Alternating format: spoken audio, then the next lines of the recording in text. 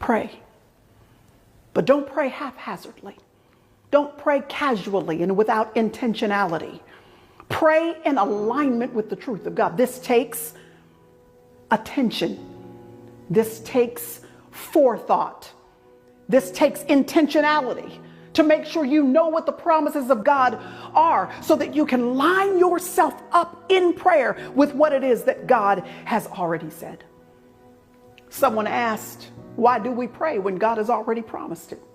Why do we waste our breath in prayer when if God has already promised it, if he's declared it, if he's going to do it, then why pray? The reason why is because prayer is the key that begins to unlock the resources of heaven so that they are unleashed onto the landscape of our earth of reality.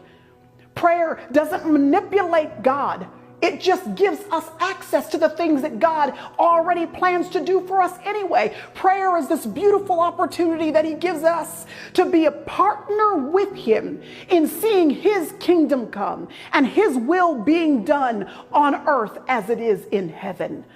Our God has given us the key to work with him, to be in conjunction with him as his purposes are unleashed on planet Earth. Why wouldn't we use a key like that?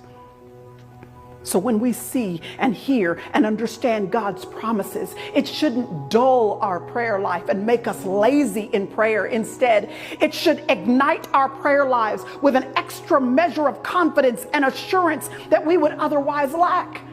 Now that we know God's promises, instead of floundering in our prayer lives, now we've got some concrete truths to rest what we're saying on. God's promises then become a roadmap for us, a track to follow so that our prayers are actually rooted in something specific.